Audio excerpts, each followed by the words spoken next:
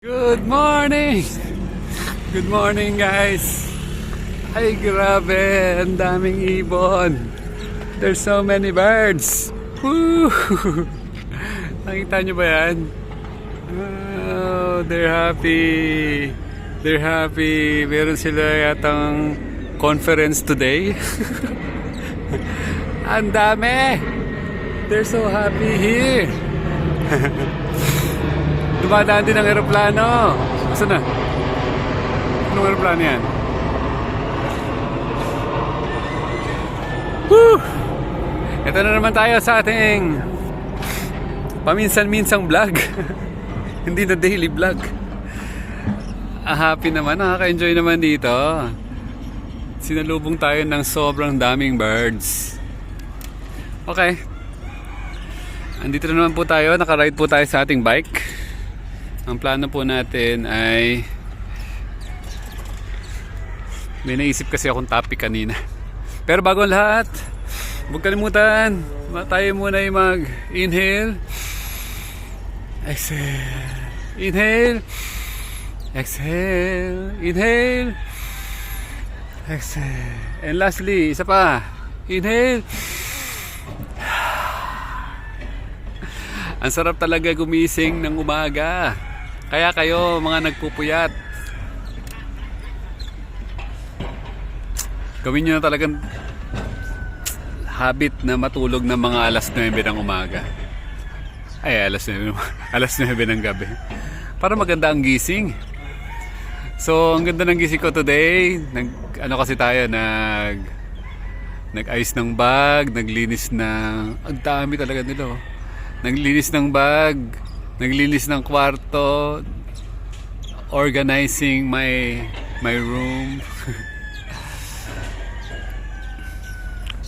And maganda talaga pag nagigising ka, clear na sa'yo lahat ng mga gagawin. Sabi ko, tapusin ko lang tong lahat ng pag-aayos kasi tinanggal ko lahat ng kalat sa kama. Tapos ang goal ko ngayon, maka-nature muna, mga 1 oras ako dito. Panoorin ko to lahat ng mga birds na to. Hindi ko alam kung anong pinagkakaguluhan nila. Siguro madaming pagkain dito ngayon. Ang dami! Tapos kanina sabi ko, ano kaya ang topic ko? Kasi dapat lagi tayo may topic kapag meron tayong vlog. So, ang naisip ko is saan kayo pupunta? Where are you going? Saan sila pupunta? Sobrang dami nila. Uy, sayang, sana nandito ang aking anak para makita niyo itong lahat ng mga birds na to. Hindi to laging ganito eh. Umalis na sila oh. Mamasyal muna sila.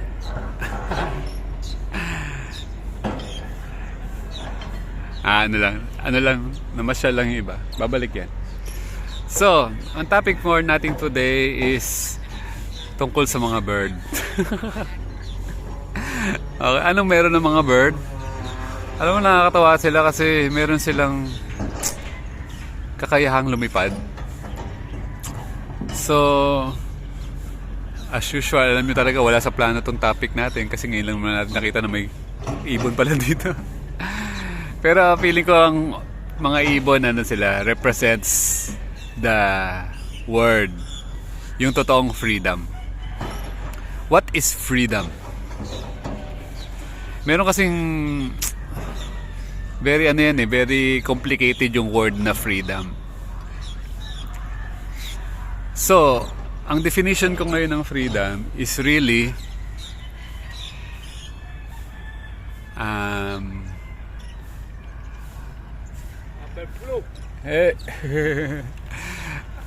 freedom is doing the things that you want now. Okay. Freedom is hindi ka alipin ng iba't ibang mga mindset ng life. Balik ko sila. Ano ibig sabihin na? ang dami kasing programming na nangyari sa atin mula nung pagkabata natin hanggang sa lumaki na tayo. Yung proseso na pwede mong pag-aralan. Na pag hindi mo pag-aaralan, magugulat ka na lang natapos ang iyong buhay na hindi mo pala na-enjoy. Kasi kung ano man yung mga nangyayari sa life natin, ano yan eh, resulta yan ng lahat ng mga desisyon natin mga nakaraan. Ang ingay mo ah. Ang ingay ng truck. Lalayo tayo konti. Maingay ba siya? Rinig nyo ba? Lapitan natin para mas lalong maingay. So, ang nangyayari sa mga tao, meron mga talagang gusto mong gawin sa life mo pero hindi mo siya nagagawa dahil ang daming nakahadlang na programs sa iyong mga utak. Woohoo! I'm so happy. Meron tayong bird view. Ang lapit ng bird view natin. Oh, takot sila sa akin. Takot sila sa akin. Hindi ko kayo anuhin. Ako yung nagbibideo lang. Mga bird friends. Woo! Ang dami talaga nila oh. Papanood ko to kay natataboy ko sila. Ano sila lahat? Sorry, inistorbo ko ang inyong pang-iikot. Don't worry, hindi ko kayo sasaktan. Vegan to. Ayun sila. Sorry, nadistorbo ko sila. Okay lang, babalik din yan. Dito lang muna ako. Nalayo muna ako kasi na-istorbo natin yung mga ibon. Ay, grabe yung freedom nila. Imagine mo kung kaya mong lumipad. Kaya pala nating lumipad. Ang problema lang sa atin is ang ating mga sitwasyon sa buhay. Hindi tayo makalipad dahil ang daming humahad lang sa ating utak. So, bigyan ko kayo ng konting tips. Para po, gusto niyo ba ng freedom? Kung gusto niyo ng freedom, bigyan niyo ng sarili niyo talaga ng time mag-aral. So, magbasa ka ng libro, maghanap ka ng motivation, maghanap ka ng passion, saan ka masaya, saan ka nag-enjoy. Iba-iba kasing moment yung mga tao. Merong moment na parang motivated sila sa ginagawa nila, tulad ng mga working, etc. Kasi excited ka. Okay gawin yung mga bagay na excited ka. Tama yun, kasi excited ka, ibig sabihin gusto mong gawin yun. Pero yung mga bagay na hindi ka na excited, naboboard ka na, wag mo nang gawin kasi nga it's not making you happy. Ang mahirap pag nag-accumulate yung unhappiness. Okay, so ang gawin mo, motivate yourself more ng mga bagay na yung totoong nagpapasaya sa'yo. Ano ba talaga yung mga bagay na nagpapasaya sa'yo? Eh di yun yung gawin mo. So, planuhin. Example, gusto mong mamasyal, gusto mong pumunta ng Cebu. Shout out mga taga Cebu. Pupunta ako dyan next week. Sana makapag-vlog pa dyan more. Dalhin nyo naman ako sa nature. So, ang gagawin po natin para tayo magkaroon ng freedom is consistently gawin mo yung mga bagay na gusto mo. Start small. Halimbawa, gusto mo mamasyal. Kasi meron tayong ganung moment eh. Ay, gusto kong mamasyal. Gusto kong pumunta doon sa isang lugar na punta ka. Try mo na, kasi nangyari sa atin, madalas yung mga naiisip natin na stay na lang sa mind, hindi na natin nagagawa yung mga gusto natin gawin. Kasi nga, nasanay ka na ilagay na tsaka na lang. Yan. Pero mas maganda pala na meron kang naiisip na tingin mo okay naman siya, tama na kailangan, alam mo na kailangan ng katawan mo yun, edi gawin mo. Don't hold back. So, lahat ng mga bagay na humahad lang sa utak mo tulad ng halimbawa, laging umahad lang sa utak ng tao, expenses, ay magastos.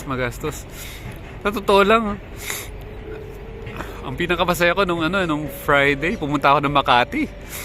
Hindi ko naman na-expect, meron naman akong budget. Pero pagdating ko doon, yung kaibigan ko, nilibre ako ng dinner. Tapos after namin mag-dinner, nagkaroon, new friend ko to after namin mag-dinner, nag-billiards kami. So wala akong ginastos. Paano ako nakarating sa Makati? Tiyane! Nag-bike tayo. Okay. Iba ang freedom na nagagawa ng meron kang bike. So, everyday, ang expense ko lang, food. Ang next kong expense is yung travel, which is sobrang mura lang naman. Sasakay po tayo ng aeroplano. Yan yan sasakyan natin. Cebu Pacific. Okay. Namura lang naman natin na book. So, ang maganda sa kanya, dahil nga you have freedom, ang tagal ko na pong hindi nag-work, 20 years, 22 years na po ako hindi nag-work kasi I choose to be a freelancer. Meron lang po ako mga project. Pag meron lang ako mga project, doon lang ako nag-work. Tatrabahuin ko siya ng 2 months, 3 months. Pero yung 3 months na yon, it will give me ng tuloy-tuloy na income. So, ganun pala dapat. You plant and harvest. Nasanay kasi tayo na ang gusto mo natin is trabaho, kita. Trabaho, kita. Pwede naman palang planting. Yung mindset na ganun, you will plant something, then you will harvest. So, isa sa mga makakatulong sa'yo para to gain freedom is yun, mag-isip-isip, magplano, magbasa ng mga libro. Anong libro? Marami ba ibang libro regarding... Huwag kang matakot magbasa kasi marami kang matututunan. Or better, watch ka ng mga video na ganito. Please like, subscribe, and hit the notification bell para lagi kang updated sa aking mga videos. Thank you for watching. Sana may natutunan ko. I love you all. Peace, kapayapaan sa inyong mga buhay. Bigyan kayo ng maraming pagmumuni-muni. Bigyan kayo ng wisdom, vision galing sa ating Creator. Okay? I love you all. Mama, watch ka pa more videos. Marami pa dyan. Bye-bye.